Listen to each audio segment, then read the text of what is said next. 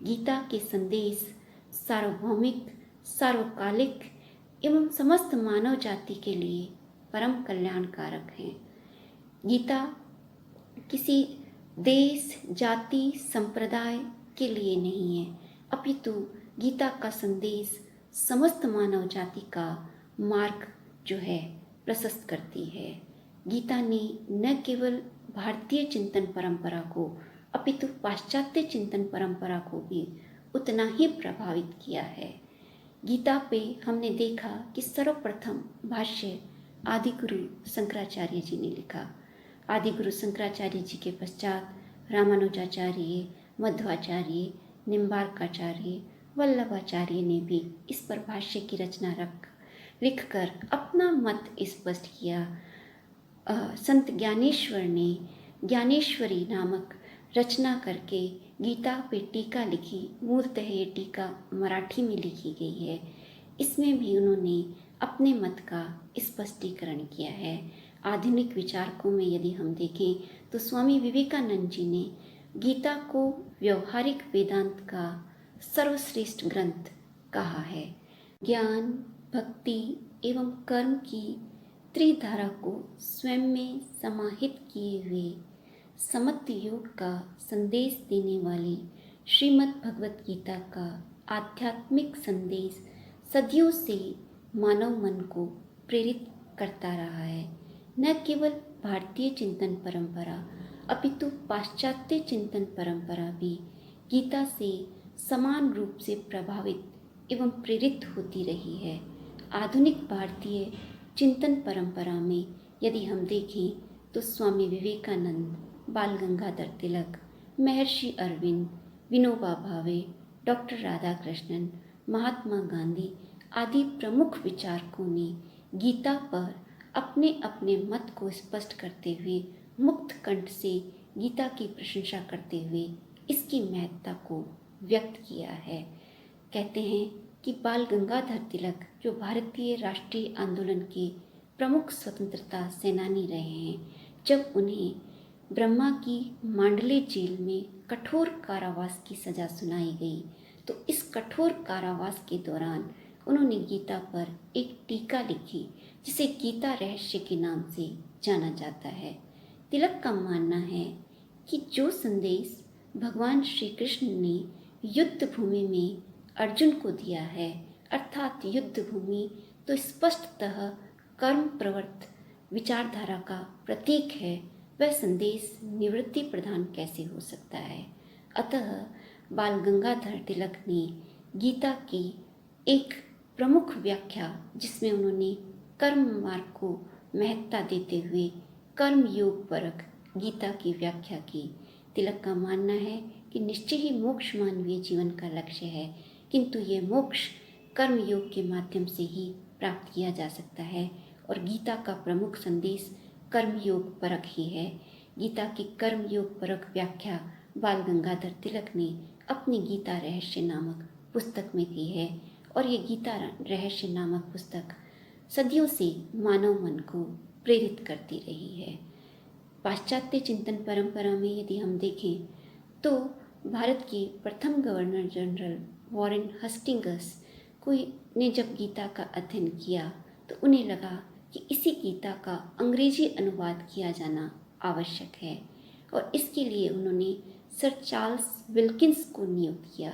Sir Charles Wilkins ने 2 वर्ष का ईस्ट इंडिया कंपनी से अवकाश ग्रहण कर काशी में जाकर संस्कृत का अध्ययन किया और संस्कृत का अध्ययन करने के पश्चात उन्होंने अंग्रेजी में गीता का प्रथम अनुवाद किया। चार्ल्स विल्किंस के द्वारा प्रारंभ हुई यह प्रक्रिया आगे तक भी चलती रही। हम देखते हैं कि इमर्सन, कार्लाइल, थोरो, विटमैन, मैक्स मुलर आदि प्रमुख पाश्चात्य विचारक हैं जिनको किसी न किसी रूप में गीता ने प्रभावित एवं प्रेरित किया है। अमेरिका का एक प्रमुख नगर है कॉन्कॉर्ड और अमेरिका के प्रमुख विचारक इमर्सन ने अपना अंतिम काफ़ी लंबा समय इसी कॉन्कॉर्ड नगर नामक नगर में व्यतीत किया और एक बार जब वे कार्लाइल से मिलने गए तो कार्लाइल ने उन्हें गीता भेंट की और इस गीता का अध्ययन करके इमर्सन ने जो एक वैचारिक आंदोलन किया, जिसकी उदात्त प्रेरणा समस्त अमेरिका को प्रभावित की, उसका आधार यह श्रीमद् भगवत गीता ही है। स्वामी विवेकानंद जब एक बार अमेरिका में लोगों को उपदेश दे रहे थे, तब उन्होंने कहा था कि आप में से बहुत कम लोगों ने गीता पढ़ी होगी, किंतु मैं आप लोगों को गीता पढ़ने का संदेश देता हूँ, क्योंकि यह गीता वही ग्रंथ है जिसने इमर्सन के वैचारिक आंदोलन को भूमिका प्रदान की। अतः ये आवश्यक है कि प्रत्येक जब आप इस गीता की महत्ता से परिचित होंगे तो निश्चय ही आप गीता का अध्ययन और अनुशीलन करने का प्रयास करेंगे। कहते हैं कि स्वामी विवेकानंद जी के पास एक बार एक युवक आया और उसने आग्रह किया कि स्वामी जी, मैं आपसे गीता अध्ययन करना चाहता हूँ। स्वामी विवेकानंद जी ने उससे ये कहा कि तुम 6 माह के लिए फुटबॉल खेलो और मानव मात्र की जो असहाय एवं पीड़ित हैं उनकी सहायता करो।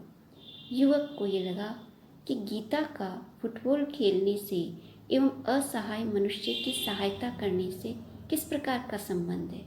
संभवतः लगता है कि स्वामी विवेकानंद जी मुझे टाल रहे हैं।